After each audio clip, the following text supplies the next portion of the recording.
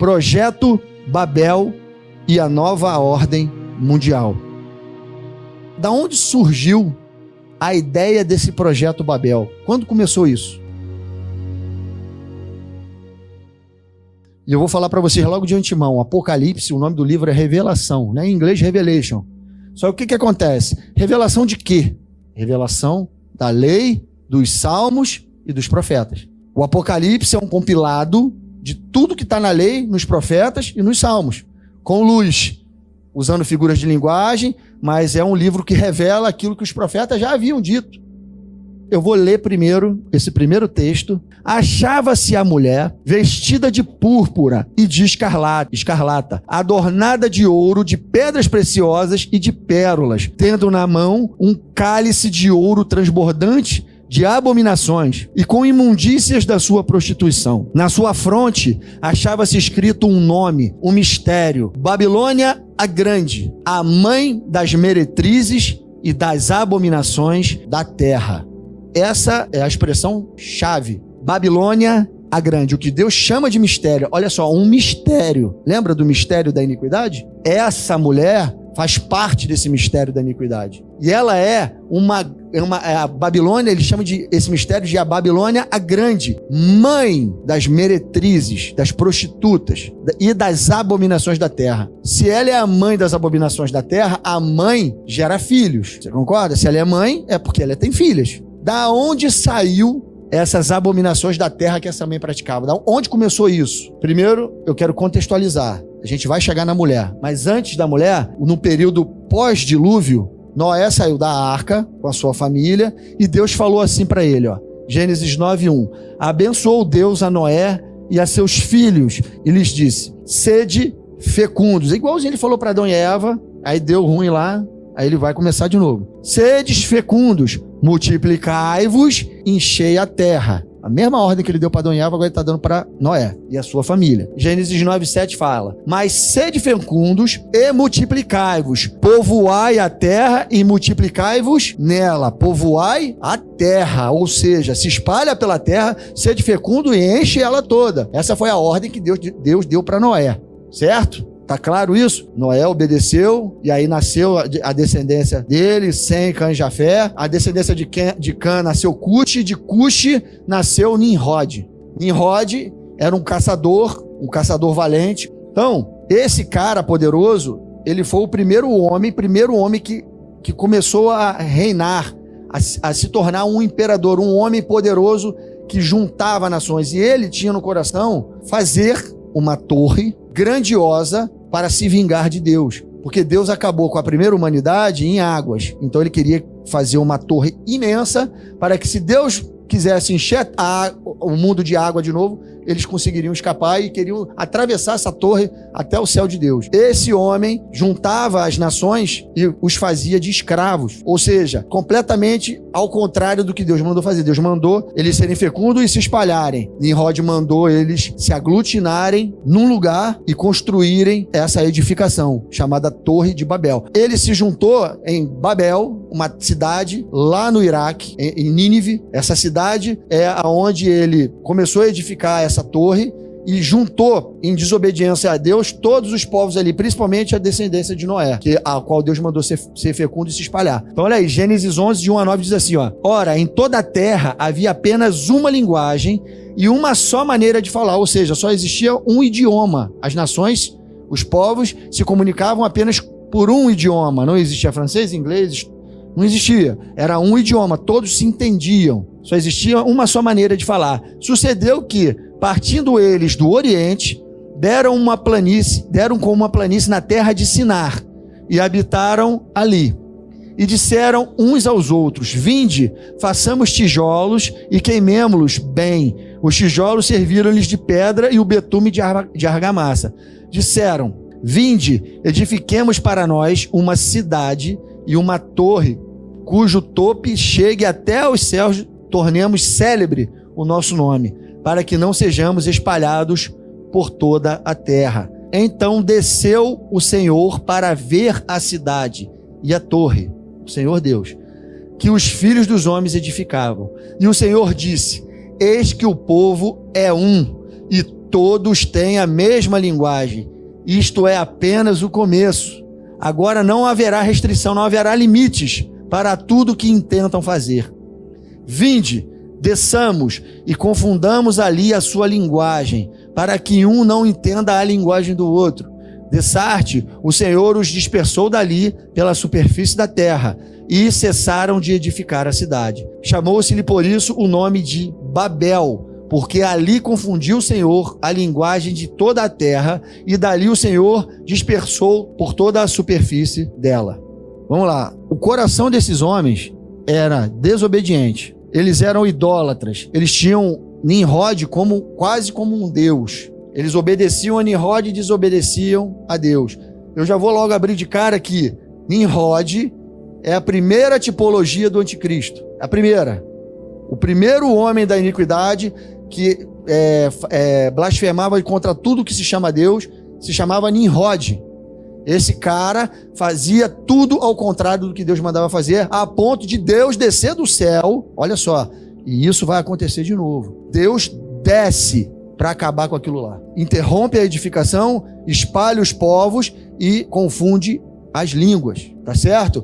O que era ao contrário, Deus foi lá e mesmo ele mesmo fez aquilo que ele havia prometido que faria com a descendência de Noé, por causa da desobediência de Nimrod. Então, é daqui, desse lugar, Babel, Babilônia, que nasce todas as abominações da terra. Tem um ponto de partida, um start, é aqui. É esse momento da história que começam as abominações da terra. Isso vai acontecer de novo? Vai, numa Babilônia, lá no final, quando Deus desce e acaba com ela. Vai se repetir isso, tá? Na vinda do Senhor Jesus. Então aqui já é um prenúncio do que vai acontecer no final, porque ele está descendo para acabar com isso. Então essa cultura, esses intentos do coração, essa vontade, essa desobediência, essa iniquidade já começa aqui. Por isso Deus lá em Apocalipse 17 fala que Babilônia, a mãe das abominações da terra, começa aqui. É aqui que começa toda essa história.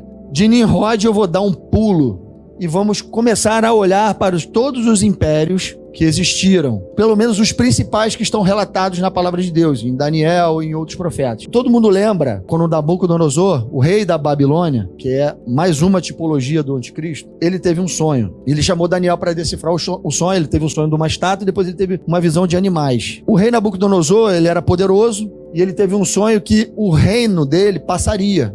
Outros reinos venceriam ele, tomariam aquilo dele, e Deus estava falando com ele através desse sonho. E ele endureceu o coração, e Deus mandou ele fazer uma estátua, e ele foi e falou: não, eu vou fazer uma de ouro, toda de ouro, porque no meu sonho Deus me mostrou uma estátua com vários metais, e com um pé de barro e um pé de ferro. Mas eu não vou fazer assim, eu vou fazer ela toda de ouro, porque o meu reino jamais passará. Ele desobedeceu a Deus, porque está no perfil desses homens desobedecer a Deus, assim como Nimrod, assim como Nabucodonosor. E aí a gente sabe lá que tem a história de Nabucodonosor, Deus endoidou ele, depois ajeitou ele de novo, ele se arrependeu e tudo mais. Mas o fato é que Deus, na estátua de Nabucodonosor e nos animais que estão em paralelo a essa estátua, Deus estava contando a história das eras humanas. Estava falando dos impérios, todos os impérios que passariam após o Império Babilônico. Só que a chave para você entender isso é que no sonho que Deus deu para Nabucodonosor, ele está falando a partir da Babilônia. E antes da Babilônia já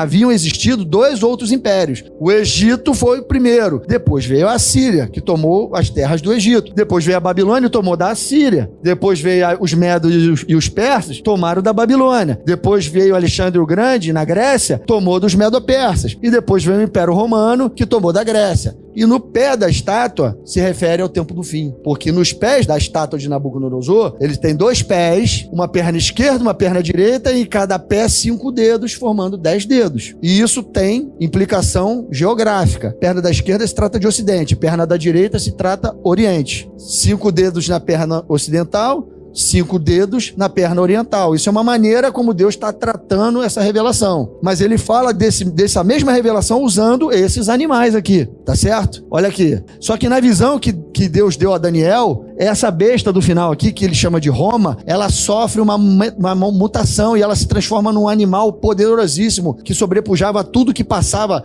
destruía tudo. Ninguém podia conter esse animal, essa besta. Ele tinha dentes poderosos e uma mortalidade grande, já se referindo às coisas do tempo do fim. Já não era mais o Império Romano, mas uma transição de um Império Romano para um outro império, que é um que vai vigorar no tempo do fim. Então, assim, mas Deus ele não fala disso na Escritura, mas ele enumera esses principais impérios com um objetivo. Tem um objetivo nisso. Ele está mostrando que essa besta, esse animal, no final, esses 4 animais, eles vão formar uma besta que tem 7 cabeças e 10 chifres. E ela vai ser mostrada para nós em Apocalipse. Está lá em Apocalipse 14, se eu não me engano, que ele diz que a besta que viste, 13, a besta que viste é semelhante ao leopardo, tem pés de urso e boca de leão. Leopardo, urso e leão. Por esses animais, por esses 4 animais, a fusão deles forma uma besta de 7 cabeças e 10 chifres.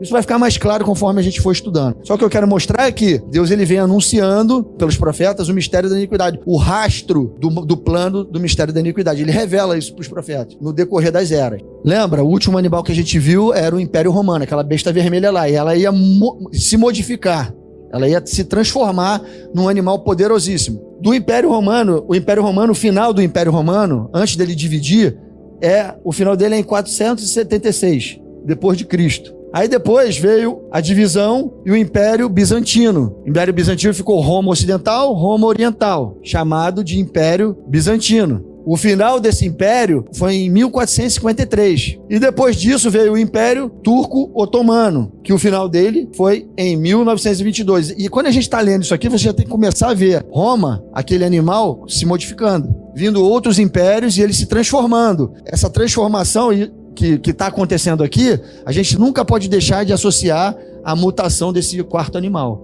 E também você vai ver que vai acontecer outras coisas em paralelo a esses momentos aí. Teve também a Primeira Guerra Mundial, 1914, a Primeira Guerra começou, e o final é 1918. E depois a Segunda Guerra Mundial, começou em 1939 e o final dela foi em 1945. Tudo isso, Primeira Guerra, Segunda Guerra, tudo isso faz parte desse período de mutação. Primeira Guerra trocou os impérios, dividiu o mundo, os poderosos oscilaram, Guerra Fria, todo mundo conhece a história. Paralelamente a esses acontecimentos de guerra, Primeira Guerra, Segunda Guerra, também aconteceram a Revolução Industrial, Primeira, Segunda Revolução Industrial, aconteceram muitas coisas paralelamente. Vamos lá, vamos continuar vendo. E você vai vendo a mutação do bicho, da besta. Olha, Revolução Industrial, 4 revoluções industriais até o nosso tempo. A primeira em 1784, a segunda em 1870, a outra em 1969 e os tempos de hoje. Ó, a mecanização dos processos através da energia hidráulica a vapor, primeira Revolução Industrial. A segunda Revolução Industrial em 1870, início da produção em massa proporcionada pela aplicação da energia elétrica, a automação dos processos em 1969, através de CLPs e introdução dos robôs ao processo. E nos dias de hoje, que você já está começando a ver, transhumanismo, inteligência artificial, tecnologia 5G, 6G, drones, tudo que você pode ver, as nanopartículas, tudo que você pode ver da tecnologia, a interatividade entre as máquinas, uma máquina conversando com a outra, anulando completamente o serviço humano. Tudo a gente está vendo e faz parte dessa 4ª Revolução Industrial e faz parte da mutação desse animal, tá? Desde o Império Turco-Otomano, que foi o que findou a Era Romana, de 1453 a 1922, durou o Império Turco-Otomano e na interseção disso, houve a Primeira Guerra Mundial, tá vendo? Ela quase acabou, ela terminou quase quando acabou o Império Turco-Otomano. Depois veio a Segunda Guerra, 1939 a 1945. E a Revolução Industrial pegou o Império Turco-Otomano de 1784 a 1870 e quase pegou o iniciozinho da Primeira Guerra, a Primeira Revolução. Depois aqui em 1969, você está vendo que as linhas do tempo, elas se intercedem, elas se cruzam ali, mostrando a mutação do animal até o nosso tempo, passando do nosso tempo, porque aquele animal ele vai além do nosso tempo, vai até o tempo do fim. Olha aqui, ó, 1945, depois das 2 guerras, nasce a ONU, em 1945, produto dessas 2 guerras. Nasceu a Organização das Nações Unidas. Você vai ter que começar agora a entender e colocar na tua mente que qual era o projeto do inimigo. Enquanto Deus queria espalhar, o inimigo queria unir. Olha o que está acontecendo aqui. Organização das Nações, um projeto que começou quando? Lá em Babel, de Nimrod, que está voltando a acontecer aqui, ó. Deu o start dela aqui, depois das guerras. Por que teve guerra? Quem financiou as guerras? As revoluções contribuíram, as revoluções industriais contribuíram com as guerras mundiais. Homens patentearam armas, munições, financiaram, ganharam muito dinheiro com isso. Tudo isso com o objetivo de formar a Organização das Nações Unidas. Irmão, enquanto tem gente sofrendo, tem gente vendendo lenço. É sempre assim. Enquanto choram, outros vendem lenço. Então você vê que tudo isso é pagão, porque isso tem uma origem. Você vê que todo o projeto é satânico. Quem é o autor do projeto? Quem é o dono? Quem é o autor do mistério da iniquidade? É o diabo. Esse é um plano dele. Óbvio que ele vai colocar a marca dele no plano dele. Assim como Deus também coloca a marca dele no seu plano. Agora vão entrar homens na história que vão fazer parte daquela linha do tempo que elas se cruzam ali. Primeira Guerra, Segunda Guerra, Revolução Industrial. Esses homens, eles começam a aparecer na história humana. E qual a importância desses homens? Esses personagens, eles vão começar a aparecer por uma razão. Esses homens são os financiadores da guerra, são os financiadores da ONU, eles que criaram todas essas coisas, tá? Eu quero que vocês notem, prestem bem atenção no que eu vou falar aqui agora, a respeito da nacionalidade desses caras, da onde eles vêm, da onde eles nasceram. O primeiro deles, John Rockefeller. Família Rockefeller é uma família estadunidense, é dos Estados Unidos,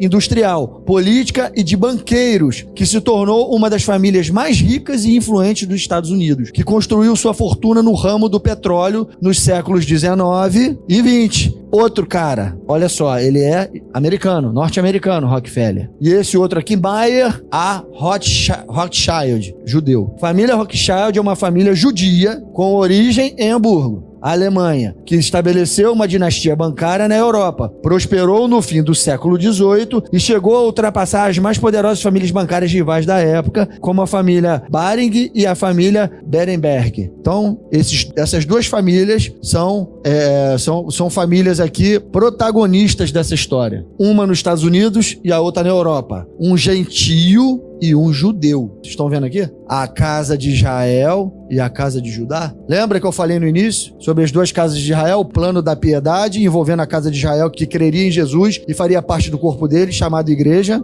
Esse cara, John Rockefeller, ele é o que originou o legado da família Rockefeller, que age até os dias de hoje. Só para vocês terem uma ideia, esse cara financiou a ONU. Ele comprou as terras nos Estados Unidos, em Nova York, valendo 8 milhões e meio de dólares e construiu a sede da ONU. Foi ele que bancou isso. Ele ia dar a casa dele, a mansão que ele tinha, que era em Manhattan, mas os homens da ONU não queriam porque estava muito longe de Nova York. Então ele comprou a terra de 8 milhões e meio de dólares e ali construiu a ONU. Foi ele que financiou a ONU. É o legado dele. Tá certo? O legado dele, a família Rockefeller, foi a família que financiou e financia e manda na ONU, na Organização das Nações Unidas. O outro, Rothschild, era o homem que financiava as guerras. Primeira Guerra, Segunda Guerra, ele vendia para um lado e vendia para o outro. Ficou milionário com isso. Um banqueiro europeu, a Inglaterra era praticamente dele. Ele mandava em tudo. Então, todas as coisas, e esses homens,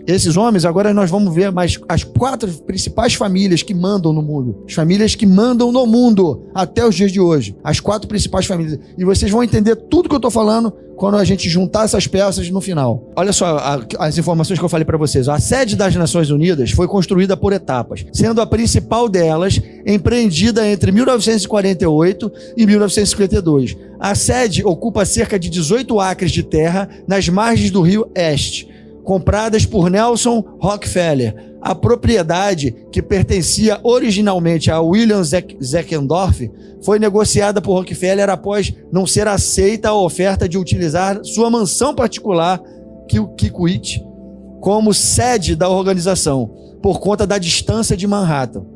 A compra, no valor de 8,5 milhões de dólares, foi finalizada por John Rockefeller, esse cara aí, ó, John Rockefeller Jr., que doou a propriedade à administração local. Então, ele financiou a construção da ONU ali, tá?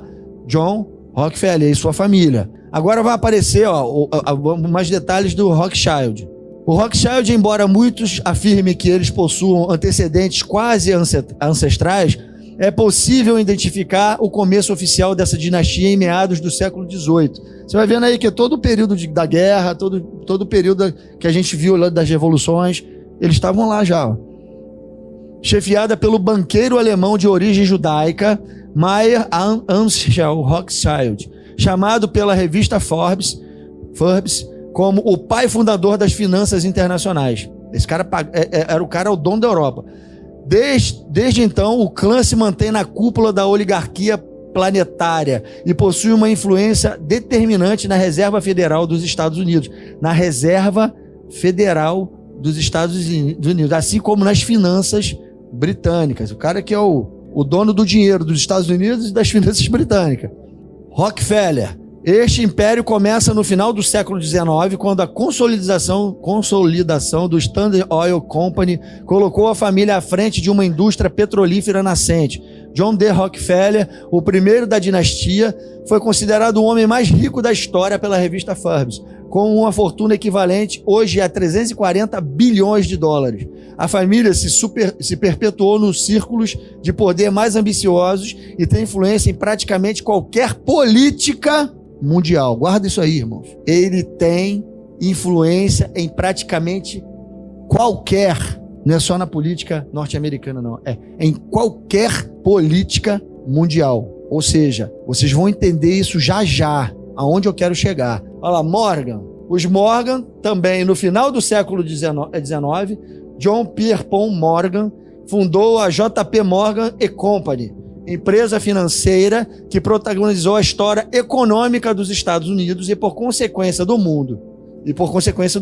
Esse banqueiro é considerado o salvador da economia norte-americana ao liderar o movimento de banqueiros para vender títulos e voltar a comprar ouro, evitando assim o colapso das reservas nacionais. Desde então, a família Morgan controla a oferta de ouro do seu país. O economista Pierre Samuel Dupont de Nemours chegou aos Estados Unidos em 1799, fugindo da Revolução Francesa. Ele então fundou sua empresa, que não demorou muito tempo para se erguer como a principal fornecedora de pólvora do governo, para mais tarde monopolizar o mercado de dinamite. Ele forneceu 40% dos armamentos dos aliados da Primeira Guerra Mundial. Dupont também esteve envolvido no Projeto Manhattan, que levou à criação da bomba atômica. Todos eles são donos e codonos de todas as empresas. Tudo que você imaginar que vende, esses caras estão no meio. Eles mandam na política mundial. Eles detêm todo o monopólio da política mundial, porque eles têm o dinheiro. Vocês viram que esses caras estavam completamente ligados à formação da ONU. Aliás, é como se eles estivessem cavando a falta. Sabe quando o jogador cava a falta para ter pênalti? Deixa a perninha para o zagueiro bater? É o que eles faziam. Qual era o intuito disso? Criar uma organização de nações unidas.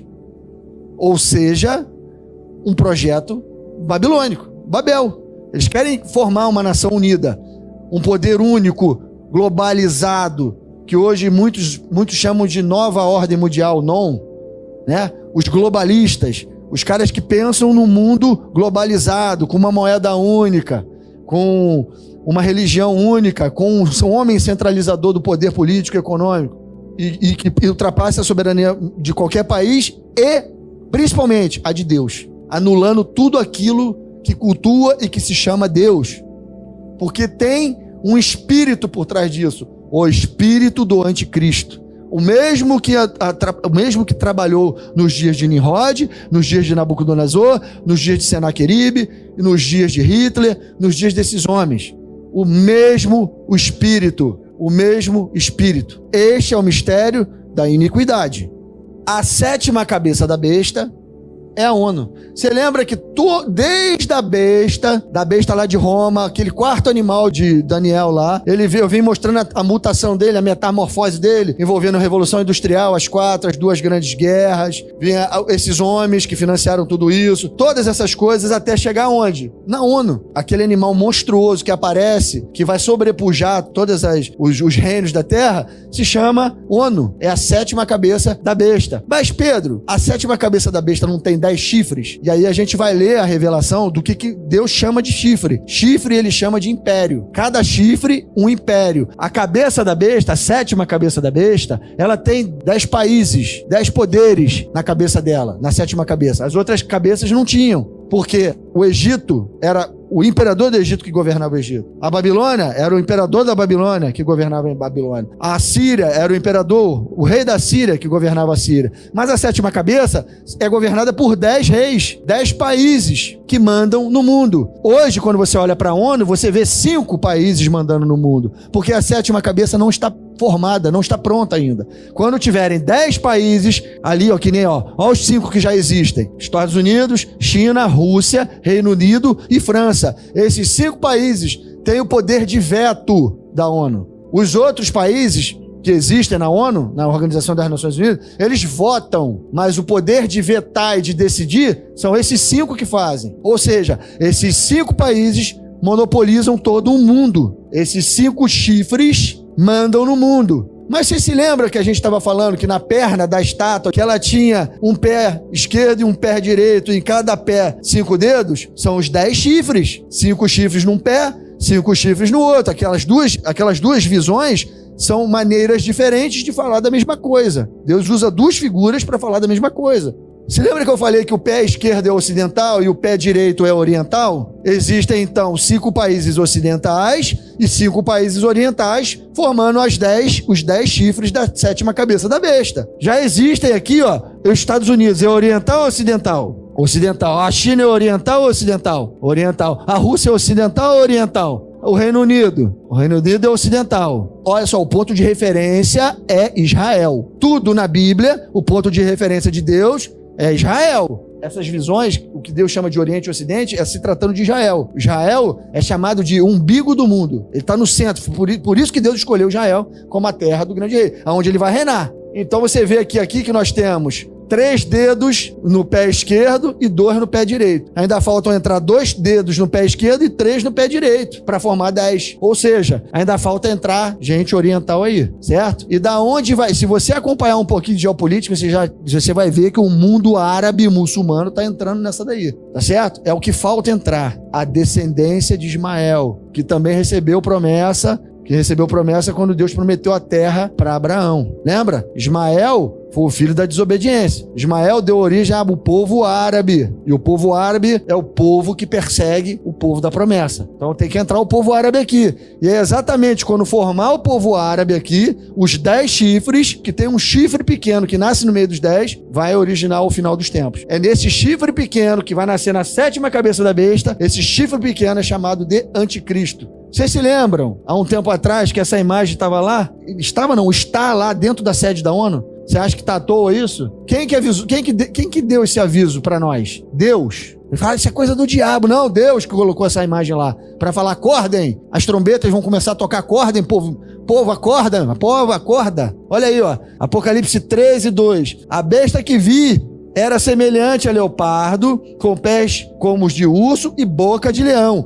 E dele o dragão, o seu poder, o seu trono e a grande autoridade. Parece um leopardo isso aqui? Sim ou não? Tem pés de urso? Tem boca de leão? Não parece aquela fusão daquelas bestas? 4 bestas que a gente viu de Daniel? Tá vendo aí? Não parece aquele bicho? A fusão daqueles bichos lá de Daniel? Aquelas 4 feras? Você acha que isso aí tá aí à toa, irmãos? Dentro da sede da ONU? E sabe o que significa esse símbolo? O símbolo da paz. Símbolo da paz. Uma paz falsa que vai existir quando a 7ª cabeça da besta, que tem 10 chifres, estiver vigorando sobre a raça humana. Uma paz que vai ser consolidada entre os 10 chifres que comandam os 10 reis, os 10 políticos, os 10 países que estão comandando a 7ª cabeça da besta. Quando eles entrarem em acordo entre eles, vai haver uma pseudo-organização das Nações Unidas, uma falsa unidade, porque todos os 10 querem governar o mundo. Todos os 10 têm o mesmo propósito. Inclusive, o chifre pequeno que vai sair do meio dos 10. E, aliás, é ele que vai conseguir unificar tudo. Os 10 não conseguem. Ele entra, ele sai. Isso está lá em Daniel 9, Daniel 7. Você pode ler lá. Você vai ver esse animal tendo um chifre pequeno saindo de dentro dos 10, derrubando 3 e governando sobre os 10. Quebrando 3 chifres, subjugando 3 chifres e fazendo os 7 outros chifres se subordinarem a ele. E os 10 passam o poder para ele. A gente vai ver isso aí. E aí o 7º império, que é a 7ª cabeça da besta, vira o 8º império. Não é a 8ª cabeça da besta. É o 8º império. Ele vigora sobre a 7ª cabeça entre os 10. Entenderam?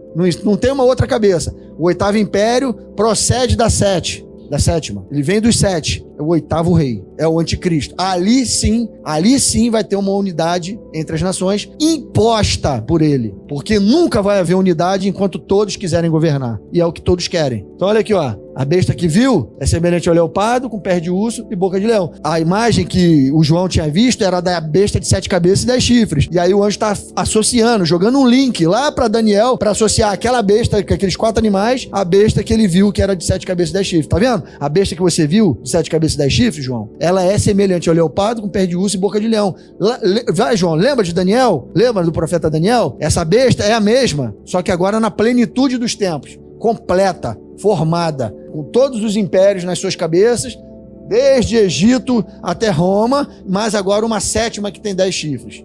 Essa é a besta que tu tá vendo, João, semelhante ao leopardo, com pé de urso e boca de leão. Aí botam essa imagem dentro da ONU, só para chancelar aquilo que a gente está falando aqui. Agora, vamos lá, agora vem o X da questão. Esse desenho já diz tudo, né? Vocês lembram desses homens ali?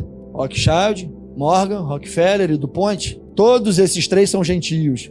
Francês, americano e americano. O outro lá é judeu. Lembra? O mistério da piedade. Judeus e gentios convertidos formando a igreja do Senhor. As 2 casas de Israel. Reino do Norte, que se juntou com as nações. Reino do Sul, judeus. Ambos convertidos formam o corpo de Cristo. Só você ler Oséias, ler Isaías, ler Zacarias, lê Abacuque, lê todos os profetas, Daniel, lê lá que você vai ver o que é judeus e gentios convertidos, 2 casas de Israel. 2 Reis, só lê.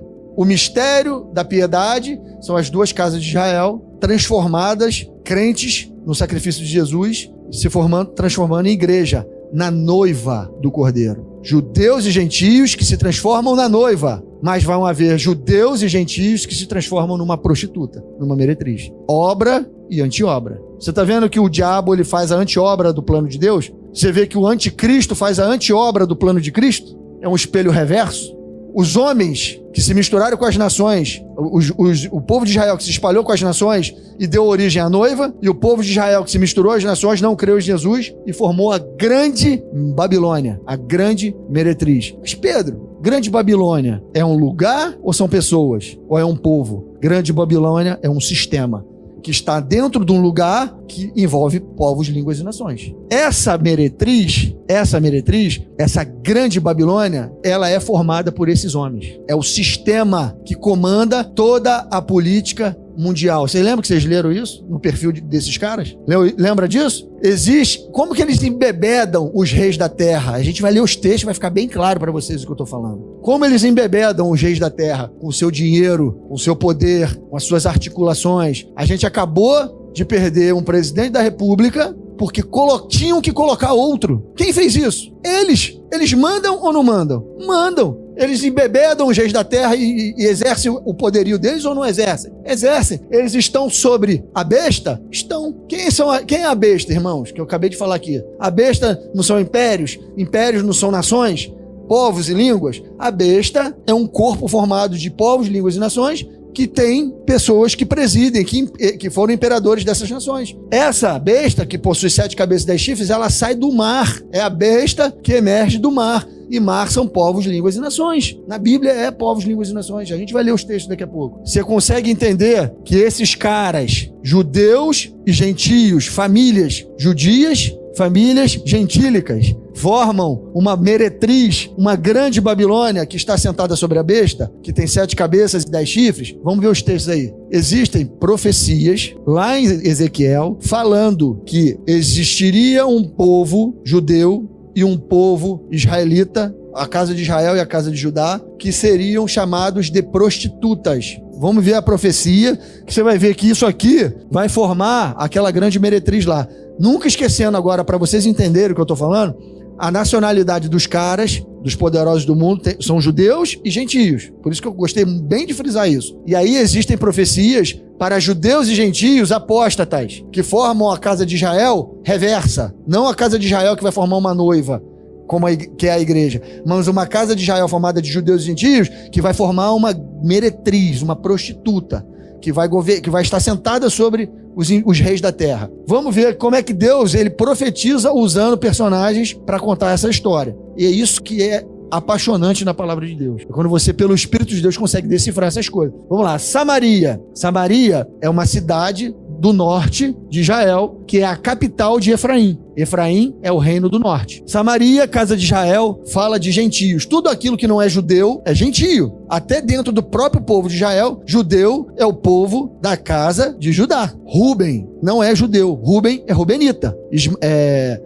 Benjamim, benjamita. Gade, gadita. Issacar, issacarita. Judeu, casa de Judá. Judeu é da casa de Judá. Israelita são os outros que fazem parte das 10 tribos. Entendido isso? Norte é chamado de gentio. Por isso que Jesus, quando teve com a mulher samaritana, ela falava, ué, você é um judeu falando com a gente? Com uma gentia? Mas ela não era de Israel. Mas Israel, nem todo israelita é judeu, mas todo judeu é israelita. Entendido isso? A mulher samaritana é gentia. Ela é uma israelita gentia, certo? Então olha aqui, Samaria, casa de Israel, gentio.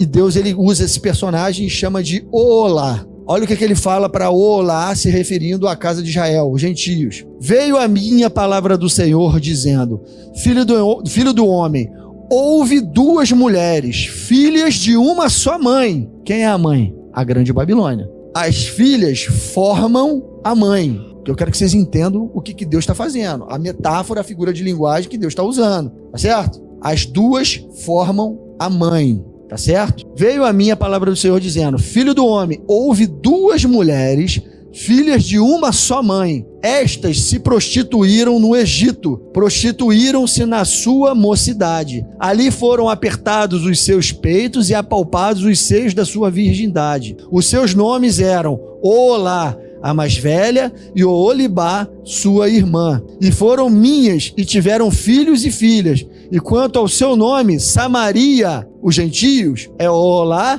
e Jerusalém, Judá, é Oholibá. Prostituiu-se Olá quando era minha, inflamou-se pelos seus amantes, pelos assírios. Eles não foram sequestrados, levados cativos pelos assírios, a tribo do norte?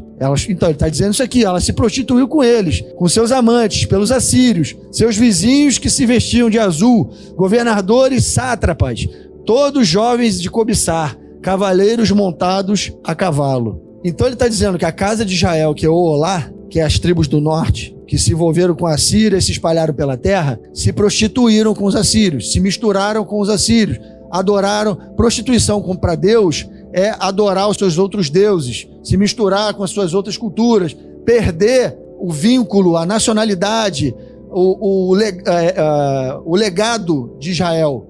É quando Israel se mistura com as nações e pegam as suas culturas, os seus deuses. É isso que Deus chama de prostituição. Tá? E aí ele usa essa figura de linguagem porque isso para ele é como se fosse você se perverter com o homem. É como se fosse um adultério. Para Deus é isso. Tudo que você coloca no lugar dele, não interessa qual seja a coisa, para Deus é prostituição, é adultério. Você troca o seu noivo por uma outra coisa. Quando você trai o seu noivo com uma outra paixão, para Deus é adultério. Assim cometeu ela as suas devassidões com eles, que eram todos a fina flor dos filhos da Síria. E agora você vai ver que nesse texto a Síria vai virar a Babilônia. Você se lembra que a Síria foi tomada pelos babilônios? Lembra? A Síria era a segunda cabeça da besta e a terceira é a Babilônia. A Babilônia toma o império da Síria. Ele vai começar a falar de a Síria vai virar a Babilônia. Assim cometeu ela as suas devassidões com eles, que eram todos a fina flor dos filhos da Síria, e com todos aqueles pelos quais se inflamava. Com todos os seus ídolos se contaminou. As suas impudicícias que trouxe do Egito não as deixou, porque com elas se deitaram na sua mocidade. A gente sabe que o povo de Israel, ele foi tirado de dentro do Egito. E quando ele saiu do Egito, ele veio trazendo toda a idolatria egípcia junto com eles. Por isso que Deus teve que levar eles para o deserto, fazer lei e tudo mais. Ele está falando isso aqui, ó. Da sua mocidade, quando você saiu do Egito, tu me traía na sua mocidade. E agora tu vai fazer isso de novo com os assírios. Vai me trair de novo, depois de tudo. E eles apalparam os seios da sua virgindade e derramaram sobre ela a sua impudicícia. Por isso as entreguei nas mãos dos seus amantes, nas mãos dos filhos da Síria, pelos quais se inflamara.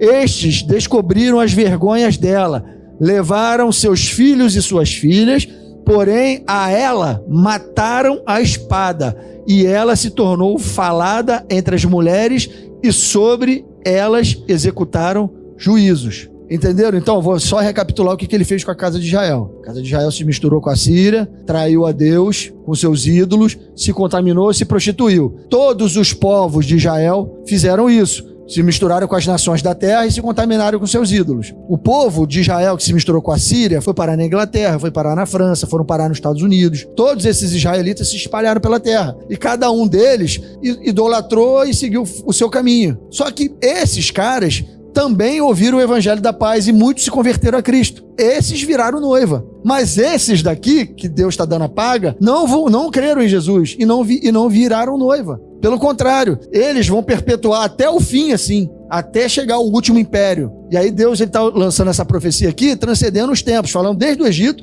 falando de Israel na atualidade lá da profecia e falando do Israel futuro, que é apóstata. Não é o Israel espiritual de Deus que creu em Jesus, mas um Israel que vai estar na terra nos dias da vinda de Jesus, barcados pela besta. Essa profecia foi para Israel, casa de Israel. Agora ele vai falar para a irmã, Oholibá, a casa de Judá. Oilá e Oholibá formam a grande meretriz, a mãe das abominações da terra, que começou em Nimrod, depois foi lá para o Egito, lembra do estudo? Egito, da onde saiu Israel. E Israel que está trazendo em Oholibá e Oilá todo o costume judaico e todo o costume de todos os impérios ao qual elas foram cativas, foram levadas em cativeiro, tá certo? Olha só o que vai acontecer agora com a casa de Judá, que ele chama de Oholibá. Vendo isso, a sua irmã Oholibá corrompeu a sua paixão mais do que ela, mais do que a Oilá. E as suas devassidões foram maiores do que as da sua irmã. Inflamou-se pelos filhos da Síria, governadores sátrapas, seus vizinhos, mesma coisa, vestidos com primor, cavaleiros montados a cavalos, todos jovens de cobiçar. Vi que se tinha contaminado o caminho de ambas, era o mesmo. O caminho de ambas era o mesmo. Aumentou as suas impudicícias, porque viu homens pintados na parede, imagens dos caldeus pintados de vermelho, de lombos cingidos e turbantes pendentes na cabeça, todos com aparência de oficiais semelhantes aos filhos da Babilônia, porque foi para o sul, o povo do sul foi para a Babilônia. Da Caldeia, em terra do seu nascimento. Vendo-os, inflamou-se por eles e lhes mandou mensageiros à Caldeia. Então vieram ter com elas os filhos da Babilônia. Foi quando eles levaram para o exílio babilônico, para o leito dos amores, e contaminaram com as suas impudicícias. Ela, após contaminar-se com eles, enjoada, os deixou. Assim, tendo ela posto a descoberto as suas devassidões e a sua nudez, a minha alma se alienou. Deus, vai ficar igual a outra. Larguei de mão. A minha alma se alienou dela, como se já se dera com respeito à sua irmã. A mesma coisa que eu fiz com a irmã, eu vou fazer com ela. Me alienei delas. Larguei de mão. Vou deixá-la se embebedarem com a sua devassidão, com seus falsos deuses. Por isso, Oholibá, assim diz o Senhor Deus, eis que eu suscitarei contra ti os teus amantes, os quais, enjoada, tu os deixaras, e os trarei contra ti de todos os lados. Os filhos da Babilônia e todos os caldeus de Pécode, de Soa, de Coa e de todos os filhos da Síria, com eles, jovens de cobiçar, governadores, sátrapas, príncipes e homens de renome, todos montados a cavalo irão contra ti do norte, olha o anticristo aí, com carros e carretas e com multidão de povos, por-se-ão contra ti em redor, com paveses e escudos e capacetes, e porei diante deles o juízo. É Deus que está fazendo isso.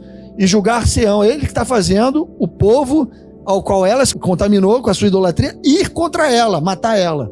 Porém contra ti o meu zelo, e eles te tratarão com furor, cortar-te-ão o nariz e as orelhas, e o que restar cairá a espada. Levarão teus filhos e tuas filhas, a quem ainda te restar será consumido pelo fogo. Ou seja, ele vai acabar com as carnes dela e vai queimar ela no fogo. Tanto o norte quanto o sul vai ter o mesmo desfecho. Porque, lembra, vou falar de novo, judeus e gentios, no mistério da piedade, que creram em Jesus, formam o corpo de Cristo. O Cristo, certo? Esse povo que não creu em Cristo, que formou Olá e Olibá, juntos formam o corpo da prostituta, da grande meretriz. Lembra que as duas são da mesma mãe? A gente leu lá no início. Então, tanto a casa de Israel como a casa de Judá, que não creram em Jesus, essas duas prostitutas são filhas da mesma mãe, formam a mãe, uma meretriz de escarlate, enquanto a outra forma uma noiva virgem, imaculada, pura, sem contaminação alguma, a noiva de Cristo. Uma grande Babilônia, uma meretriz e uma noiva de Cristo, formado pelas mesmas raças de homens, sendo que a diferença entre uma e outra é que um povo que creu em Jesus forma uma noiva e um povo que não creu em Jesus, que crê nas obras do anticristo, forma uma prostituta, tá? E essa prostituta, o Olá e o Olibá, estão diretamente ligadas a uma meretriz que senta sobre a besta, sobre povos, línguas e nações e reis, e contamina eles. Olha o desenho, vai ficar clarinho para vocês agora. Judeu, casa de Judá, o Olibá. Gentios, o Olá. Esses homens formaram tudo isso, uma Olibá, uma Olá, para formar uma grande meretriz que está sentada sobre a besta. Duas prostitutas, filhas da mesma mãe, sentadas sobre uma besta, formada por judeus e gentios que dominam o mundo. Os judeus sionistas e os gentios da casa de Israel. Só que isso não está escrito na palavra, cara, com todas as linhas. Você tem que ir desbaravando. Com as informações, as coisas vão chegando. Então, olha só. Entenderam? Que essas duas prostitutas aqui são filhas dessa mesma mãe e formam ela e estão em cima da besta, que tem 10 chifres, 7 cabeças e 10 chifres. Se lembra que esses homens governam e mandam em toda a política mundial? Eles que determinam tudo, inclusive a ONU, que é a 7ª cabeça da besta, está debaixo do jugo deles, debaixo do crivo deles, eles que mandam. Vocês estão entendendo isso? Olha só, agora eu vou explicar uma coisa aqui rapidinho, já está indo para o final, para fechar. Quero explicar uma coisa para vocês. Quando Deus olha para essa grande Babilônia, essa meretriz, ele não vê uma Babilônia, outra Babilônia e outra Babilônia. É um sistema só, que ele vai perpetuando durante as eras, e vai se transfigurando, ele vai se modificando, mas é a mesma prostituta. Tá entendendo? Existiu alguém que comandou essa grande Babilônia antes desses caras. Antes das primeiras guerras, antes do período de revolução, existiam homens poderosos que governavam o sistema e faziam parte de uma grande Babilônia. Certo? Esses caras são os caras da atualidade, que transcenderam desde do Império Otomano lá, depois que passou aquele período de guerra, aquela transição que a gente veio fazendo aqui no estudo, eles entraram em cena e perpetuam até os dias de hoje. Essa Babilônia que enfeitiça as nossas... Cara, a gente faz parte disso. A gente está debaixo disso.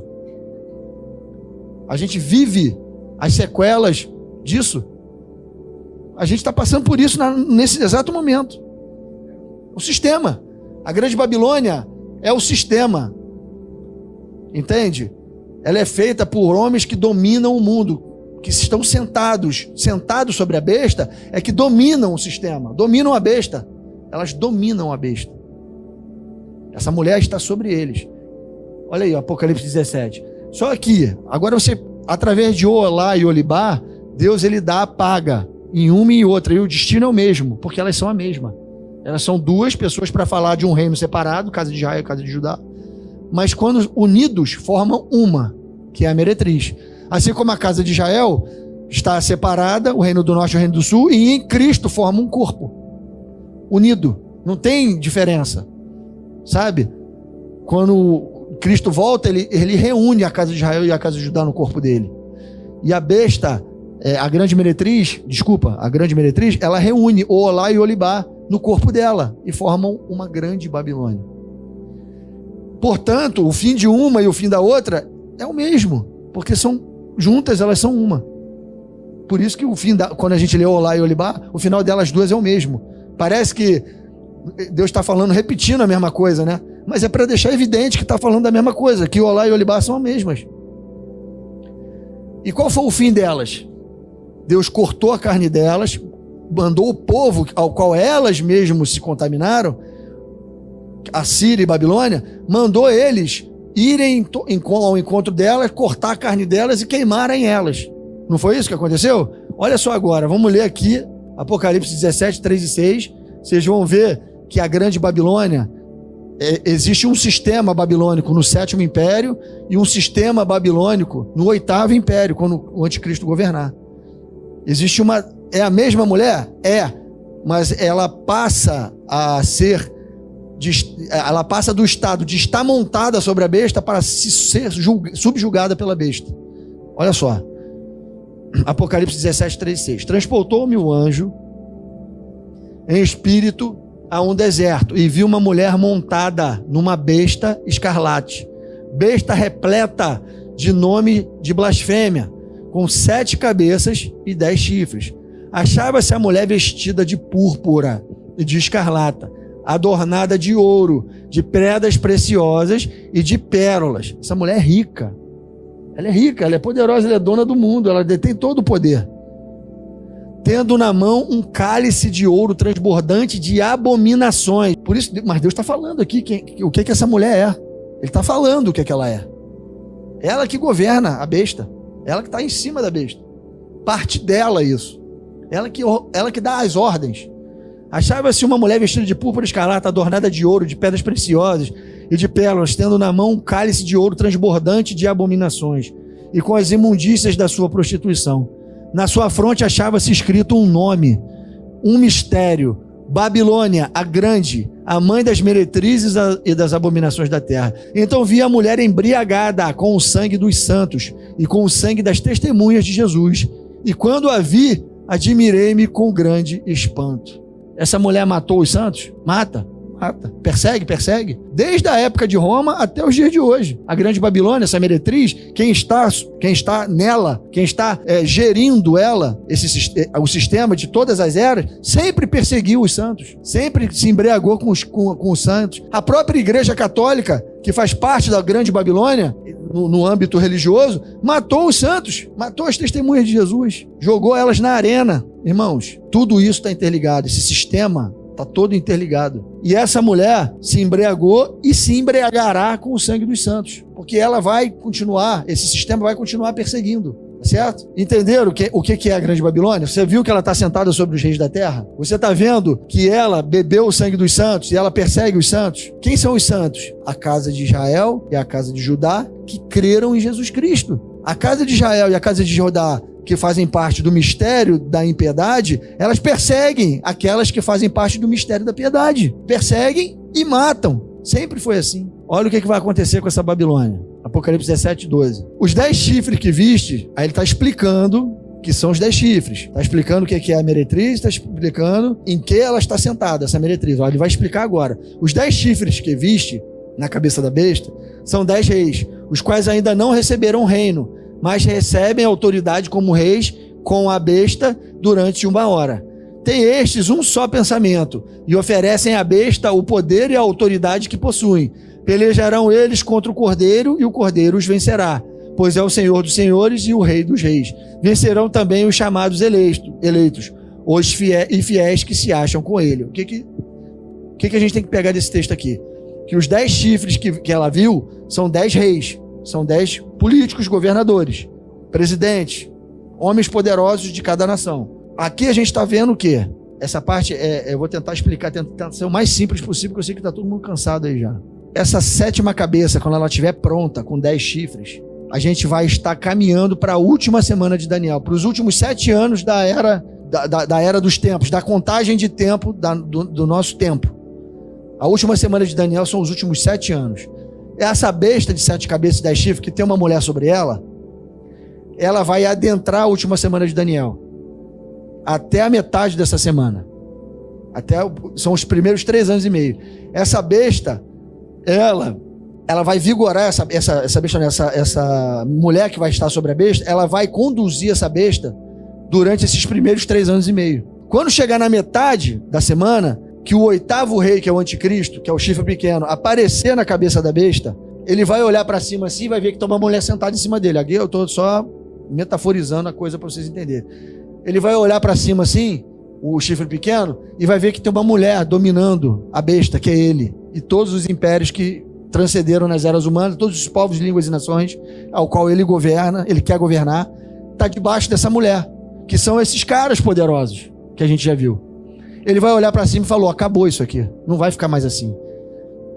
Ele vai se juntar com os 10 chifres, os 10 poderes, os 10 principais países vão passar o seu poder para o anticristo, para o chifre pequeno. Eles vão se unir na metade da semana, na metade dos 7 anos, nos 3 anos e meio, e vão derrubar a besta, derrubar a mulher de cima da besta.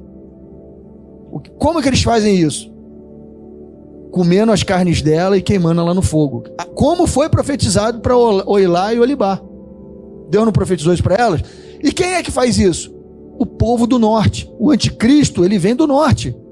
Ele vem da Assíria, ele vem de Babel. Ele é muçulmano. Ele é árabe.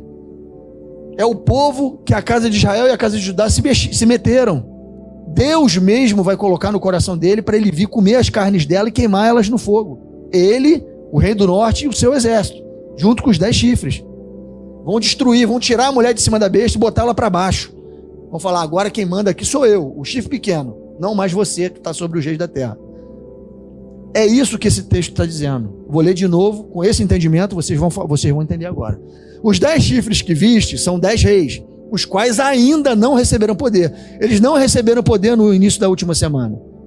Eles estão entre eles. Lá, não tem um cara que não tem poder. Eles estão entre eles ali, um tratado de paz, conduzindo a 7ª cabeça da besta com uma mulher em cima deles. Quando chega na metade da semana, eles pegam o poder que eles têm de conduzir a besta e passam para o chifre pequeno. E o chifre pequeno junta-se com os 10 chifres e derrubam a mulher de cima da besta. Os 10 chifres que viste são 10 reis, aos quais ainda não receberam o reino, mas recebem autoridade como reis com a besta, que é o anticristo, durante 1 hora. 1 hora é os 3 anos e meio finais da última semana de Daniel, é a metade dela para o final. Tem estes um só pensamento e oferecem à besta, os 10 reis. Tem estes, os 10 reis, um só pensamento e oferecem à besta, o anticristo, o poder e a autoridade que possuem. E aí, esse pedaço do texto já está falando lá do final da última semana de Daniel, não é mais da metade da semana, porque é quando Jesus volta e briga com essa configuração de besta e derruba e estabelece o reino na terra. Mas não é o foco desse texto, mas o que eu quero ver é que existe uma pactualidade entre os 10 chifres e a besta, o anticristo, o chifre pequeno, para tirar a mulher de cima dele. Apocalipse continua. Falou-me ainda: as águas que viste, onde a meretriz está assentada, mas ela não está sentada sobre uma besta? A besta são águas? Águas são povos, línguas e nações. Ele vai falar no texto. As águas que viste, onde a meretriz está assentada, são povos, multidões, nações e línguas. Os 10 chifres que viste e a besta, esses odiarão a meretriz e a farão devastada e despojada, e lhe comerão as carnes e a consumirão no fogo. Não é o mesmo destino que teve Olá e Olibá? O mesmo, porque em seu coração incutiu Deus que realizasse o seu pensamento. Não foi Deus que fez lá com Olibá e Olá e Olibá, os assírios e os babilônicos virem contra elas e comer as carnes delas? Não foi? Ele está falando aqui, ó. Fui eu que incuti no coração, eu mesmo, Deus, que realizem o seu pensamento e executem a uma e deem à besta o reino que possuem, até que se cumpra a palavra de Deus, que é quando Jesus vem e a palavra de Deus se cumpre. A mulher que viste é a grande cidade que domina sobre os reis da terra. Agora, então, essa mulher é uma cidade? É, também é. Babel não era uma cidade? Não tinha um sistema ao qual Nimrod governava? A sétima cabeça da besta, que tem 10 chifres, não governa povos, línguas e nações e não tem uma mulher sobre ela?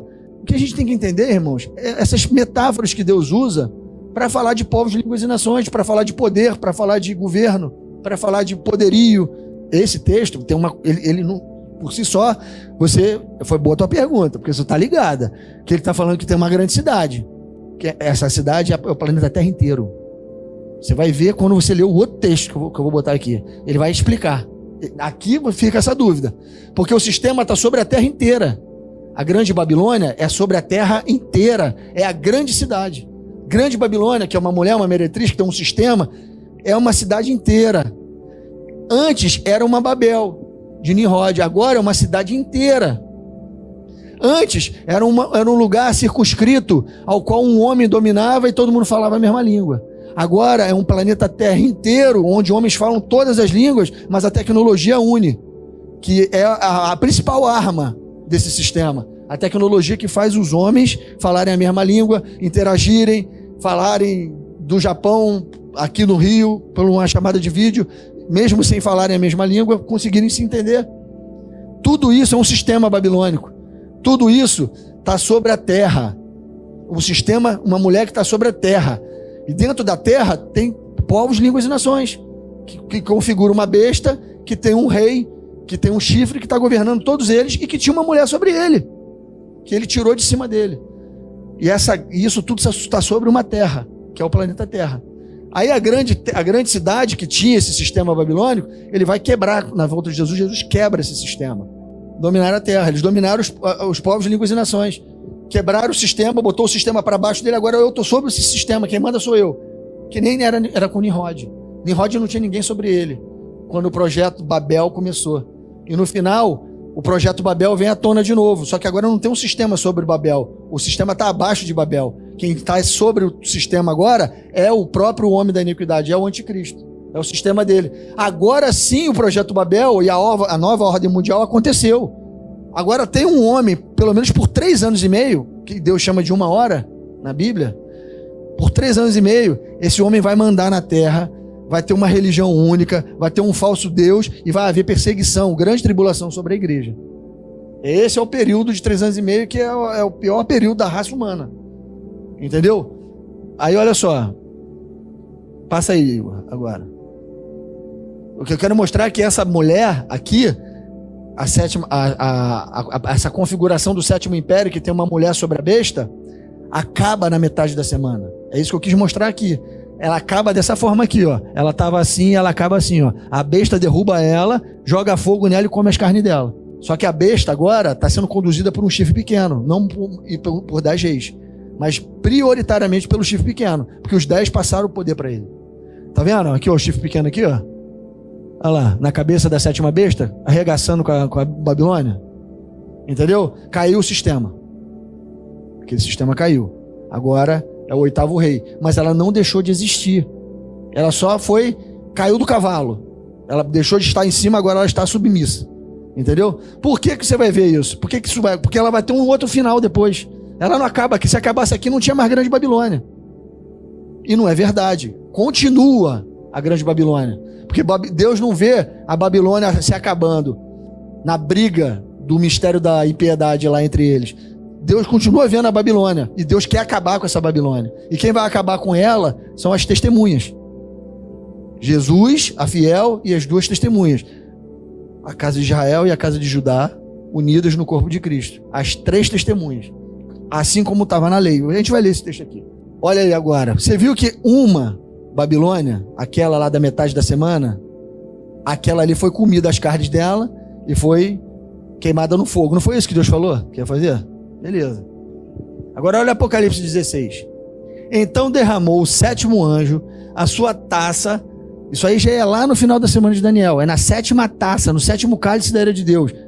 Depois do toque da 7ª trombeta. Quando tem uma rajada de pedra sobre a terra. Olha o que acontece. Então derramou o 7º anjo a sua taça pelo ar, e saiu grande voz do santuário, do lado do trono, dizendo: feito está. E sobrevieram relâmpagos, vozes e trovões, e ocorreu grande terremoto, como nunca houve igual desde que há gente sobre a terra. Tal foi o terremoto forte, tal foi o terremoto forte e grande. E a grande cidade, presta atenção aqui, ó. E a grande cidade se dividiu em 3 partes, e caíram a cidade das... Não é um lugar específico. Caiu todas as cidades das nações, caiu tudo, quebrou tudo, o sistema todo, a terra toda. A terra toda se dividiu, se fendeu em 3 partes, com essa rajada de pedra que Deus jogou. Aí ele fala, e a grande cidade, aquela cidade que a gente acabou de ler, a grande cidade se dividiu em 3 partes, e caíram as cidades das nações. E lembrou-se Deus de quem? Da grande Babilônia, para dar-lhe o cálice do vinho do furor de sua ira. Todas as ilhas fugiram e os montes não foram achados. Também desabou do céu sobre os homens grande saraivada, com pedras que pesavam cerca de 1 talento, 40 quilos, 35 quilos. E por causa do flagelo da chuva de pedras, os homens blasfemaram de Deus, porquanto o seu flagelo era sobremodo grande. Tu está vendo que na cidade tem gente? E que as pessoas que estão na cidade fazem parte da grande Babilônia? Que é uma coisa ali que Deus ele só está ilustrando metaforicamente e dividindo em personagens para você entender o final de cada um e qual é a função de cada coisa. Mas está tudo unido. Se trata de povos, se trata de línguas, se trata de território, se trata de geopolítica. E aí ele está acabando com ela aqui, botando um terremoto. Isso é na vinda de Jesus, está lá em Apocalipse 11. Esse terremoto acontece logo após o arrebatamento. O povo de Deus é arrebatado com o Senhor nos ares, há terremoto, vozes e trovões, e depois vem uma rajada de pedra sobre a terra para acabar com a grande Babilônia, para destruir a cidade das nações. Passa aí. Olha o final dela aí. Você viu? Peraí, antes de passar. Você viu que o final é diferente? Uma morre apedrada, a outra morre comida e queimada. Tá vendo que são desfechos diferentes? Porque um sistema era um na 7ª cabeça e o outro sistema era outro no 8º rei. Olha como é que era na lei. Como é que acabava com uma prostituta na lei. Olha aqui, ó. Na lei de Moisés. Então levarás o homem ou a mulher que fez o malefício, que cometeu o adultério, às tuas portas e os apedrejarás até a que morram. Por depoimento de 2 ou 3 testemunhas será morto o que houver de morrer. Por depoimento de uma só testemunha não morrerá. A mão das testemunhas será primeira contra ele, para matá-lo, e depois a mão de todos, pois todo povo, assim eliminarás o mal do meio de ti. Ou seja, pela mão de 2 ou 3 testemunhas, a prostituta é morta. Quem são as 3 testemunhas? A fiel, Jesus, a casa de Israel e a casa de Judá, as 2 testemunhas. Os 3 juntos apedrejam a prostituta até matar ela. Então a segunda, a Babilônia, do 8º império, ela morre apedrada. Enquanto a Babilônia, do 7º império, ela é comida às carnes e queimada. Então é diferente, o fim diferente. Mas é a mesma mulher, só que em momentos de dispensação diferentes. Agora você vai ver a 8ª morrendo, a Babilônia do 8º rei. A Babilônia do 8º rei, essa Babilônia está marcada pela besta. A outra não tinha marca, essa tem a marca. Porque é um sistema pelo qual o anticristo governou ele e sobrepujou a Babilônia. A Babilônia, a grande Babilônia, agora é toda marcada por ele. Entende? Todo o sistema é levado para ele. Toda coisa que funciona na terra, no período do 8º rei, leva para ele. Até comprar e vender, dentro desse sistema, tem que ter essa marca. Os homens vão ter que ter essa marca. Então essa grande Babilônia, a diferença dela para outra é que essa Babilônia, essa meretriz, ela tem uma marca. Ela foi subjugada, ela está vendida para o sistema do anticristo, que é ela própria. As pessoas que vivem nesse sistema estão marcadas por ele. E o final desse povo, que faz parte desse sistema, que vive sobre essa terra, que é o planeta Terra, é a pedrada sobre os testemunhos na volta de Jesus. Olha aí, ó. Olha aí, ó. Final da grande Babilônia do 7º império. Final da grande Babilônia do 8º império. Metade da última semana, quando acontece uma. Final da última semana, quando acontece a outra. Ficou claro agora os desenhos? Dá para você entender facilmente, né? Que são coisas diferentes. Aí, o que acontece? O projeto de unificar as nações sempre foi o desejo do mistério da iniquidade. Mas Deus, sempre que isso começou a acontecer, assim como em Babel, o que ele fez? Ele desceu na terra e bagunçou tudo, não foi? Quando o 8º império estava formado, as nações estavam unidas dentro de um propósito, Deus veio e desceu através de Jesus. E acabou de novo com a grande Babilônia. Assim como ele fez em Babel. Não desceu? Desceu. Porque quem que vai unir verdadeiramente a terra num governo único e mundial. Jesus Cristo no milênio. Só Ele pode concretizar essa obra. Deus tem um plano estabelecido de antemão, através do Filho, que é unir os povos num reino de justiça e paz. E o diabo quer fazer isso juntando as nações num reino de injustiça, iniquidade, roubo, morte. Só que ele não conseguiu. Jesus é o homem que vai trazer a restauração do reino da terra. Olha só o que acontece nesse texto. Olha que tremendo esse texto aí de Ezequiel 37. Nunca mais se contaminarão com os seus ídolos, nem com as suas abominações. Viu, Olibá e Oilá, grande Babilônia? Nem com qualquer das suas transgressões. Livrá-los ei de todas as suas apostasias em que pecaram, e eu os purificarei. Assim eles serão o meu povo, e eu serei o seu Deus. O meu servo Davi, Jesus, reinará sobre eles. Todos eles terão um só pastor, andarão nos meus juízos, guardarão os meus estatutos e os observarão. Habitarão na terra que eu dei ao meu servo Jacó, na qual vossos pais habitaram. Habitarão nela eles, seus filhos e os filhos de seus filhos para sempre. E Davi, Jesus, meu servo, será o príncipe eternamente. Farei com eles a aliança de paz, a verdadeira paz, a aliança perpétua, não a aliança de 10 chifres, mas a aliança de paz, a aliança de perpétua. Estabelecê-los-ei e os multiplicarei, e porei o meu santuário no meio deles para sempre. O meu tabernáculo estará com eles, eu serei o seu Deus e eles serão o meu povo. As nações saberão que eu sou o Senhor que santifico a Israel, quando o meu santuário estiver para sempre no meio deles. Essa é a verdadeira ordem, nova ordem mundial. Quando Jesus vier e casar com a sua noiva e estabelecer um reino de justiça e paz sobre essa terra e acabando com esse projeto Babel de uma vez por todas. Valeu, gente? É isso aí. Irmãos, eu espero que vocês tenham gostado. Obrigado por vocês assistirem esse vídeo até agora. Compartilha aí depois e dá um joinha e verifica a sua inscrição no canal, tá bom? Deus abençoe. Até o próximo estudo.